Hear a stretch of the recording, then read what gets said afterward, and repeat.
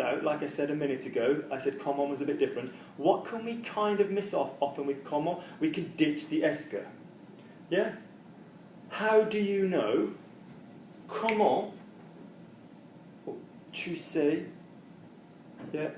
Yeah, or how do you know him? Comment tu le connais? Yeah, comment est-ce que tu le connais? How is it you know him? You can kind of often conversationally drop the est que. Yeah?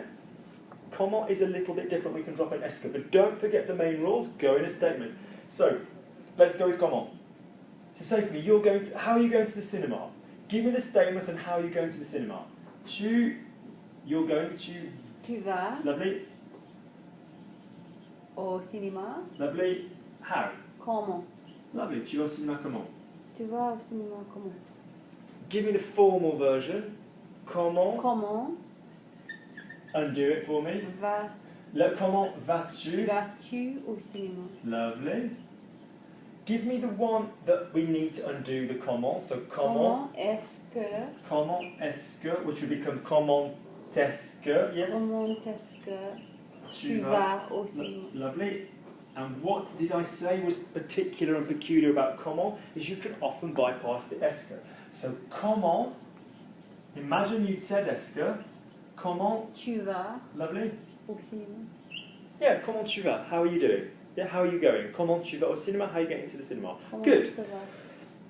Yeah. Any of the others are fine, but what's the one I'm encouraging you to use? Give me the statement. Okay, so Ginny, say for me, how does he speak? What's his French like? How does he speak? Say for me, how does he speak? So give me the Il statement. parle comment? Brilliant work, okay? Good. So, ask me some questions now, genuinely. Honestly, don't even think about the French, just come straight out with them, something you want to know. Imagine we were having a drink and you're asking me some questions about myself. Have we missed any out? Combien, comment, quand, où, qui, pourquoi? What, why, when? Oh yes, we've got what, a cheeky what. So, what is the one that has three versions? So with what? We've talked about que plus a swap. We've talked about que plus a swap, which will basically become qu'est-ce que plus a subject plus a verb, which is actually the same kind of thing if you think about it, because it's que plus a swap plus the verb. Can I remind you that you always need to finish off your qu'est-ce que phrase? So what is he doing? It's what is it that he is doing? Get as far as qu'est-ce que. Yeah, it's not qu'il fait or anything like that. It's qu'est-ce qu'il fait. What is it that he's doing? What is it that he is doing? Yeah? And we've got our third method. So you're doing what? Tu fais. What's the word for what when it's at the end of a sentence? Tu fais Quoi? Spot on. Cast your eyes over here, guys, and we've got the word why, which literally means for what. So if Ginny's pushing her statement, French, yeah, you're drinking what? Tu Bois. Quoi?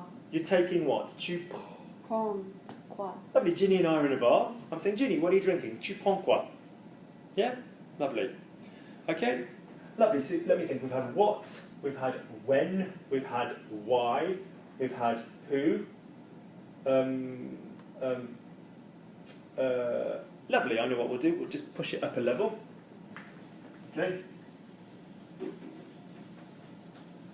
So, now we're looking at these when you've got who do you work for, who do you work with, who do you... Let me think. This is the guy I used to speak to. Okay, is that the guy I used to speak to? Okay, so we're just ever so slightly knocking it up one more level before I let Ginny interview me. So, Ginny's going to be posh. So Ginny, if I said to you, this is the guy I used to work for. This is the guy. I'm going to take this preposition because in modern parlance we accept this. If you pick up a newspaper, you will read, and the gentleman, the company that the gentleman worked for, or the company that the man worked for, is correct. Okay? In older English, we used to have to say, this is the guy for Any ideas? This is the guy for blank. I used to work for Whom. Lovely. For whom? Yeah? I used to work. Because strictly, who is going back to our A and our B.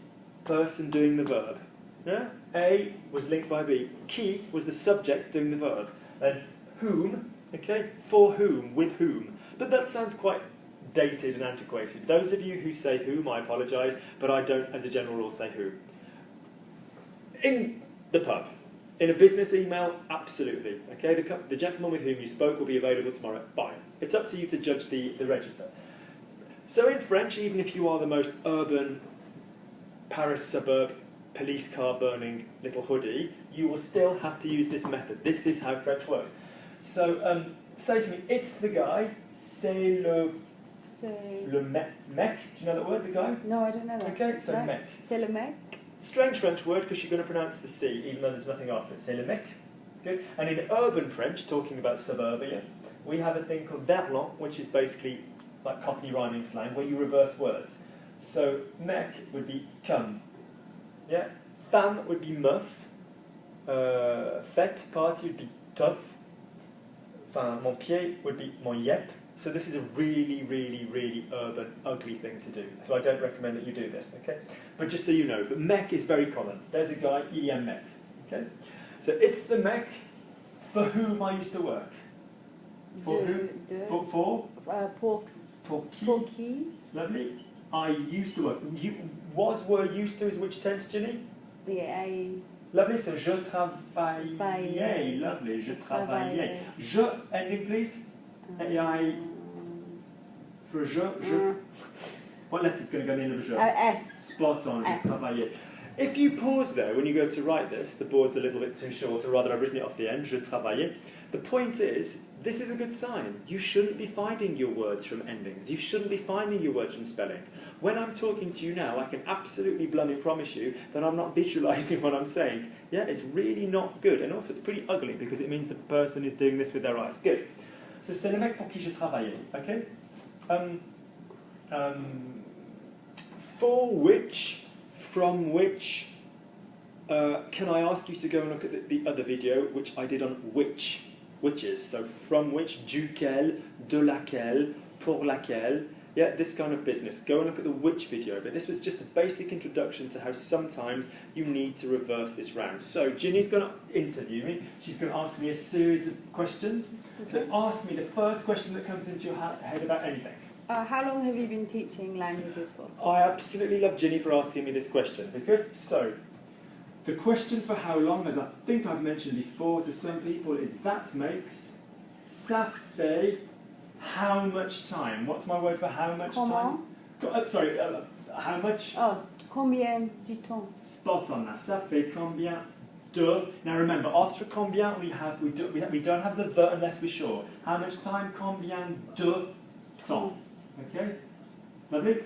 That's your. But now, ça fait, you're going to use a verb in the same sentence, in the same tense. So, ça fait combien de temps que tu, lovely, teach, enseigne, que enseigner, or que tu es prof de langue. So, Ginny, ask somebody how long they smoke. So, ça fait combien de temps? Ça fait combien de temps? And you can memorize that. Ça fait combien? CFCDT.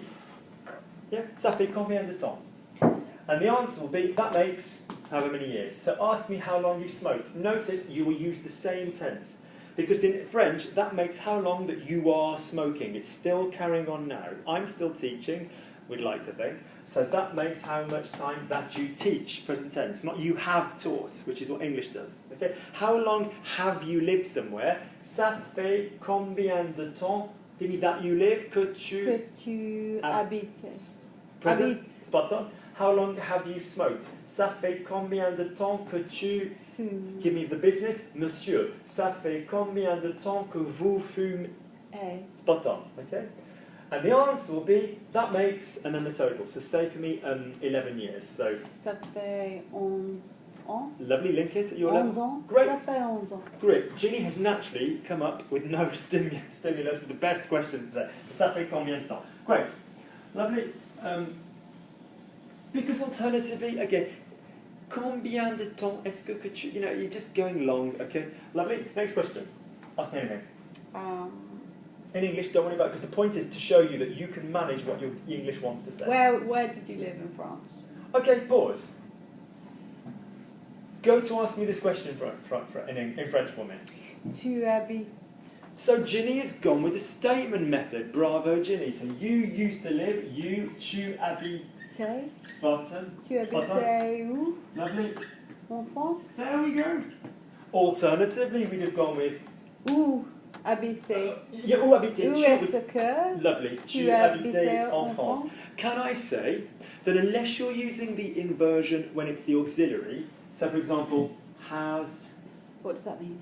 What I mean is, okay, il a mangé. Okay? Has he eaten will be Il mange. a-t-il. And we're going to put a cheeky T in because we're going a-il. We're going from vowel to vowel. Yeah? A-t-il mangé? Yeah? Or you want, no, so you want, voulez-vous, as in the song. Voulez-vous coucher avec moi? Do you want to sleep with me? Have you eaten? Avez-vous? Have you got any sisters or brothers? Est-ce que vous avez des frères ou des sœurs? Avez-vous des frères ou des sœurs? So there's certain verbs we kind of use it on. But as a rule, I don't want to see inversions. They sound antiquated. One that you should know is I can is je peux. May I, which those of you who know the subjunctive will recognise is similar to je puisse, que je puisse, the subjunctive, is puis-je. Puis-je. May I? Puis-je, but it's really dated. Yeah, I would never use this, okay? And I'm polite. So, where did you live in France? Tu habitais où en France? Lovely. And those of you that are answering the questions, that are doing French GCSE orals or A-levels, or just generally speaking to pump people down the boozer in French, what do you need to remember? Use the same tense back. Tu habitais où en France? Oh, j'habitais à Paris, j'habitais à Dax, j'habitais à Nantes, plusieurs endroits, several places, okay? So, yes, I used to live in Paris. Where else have I lived?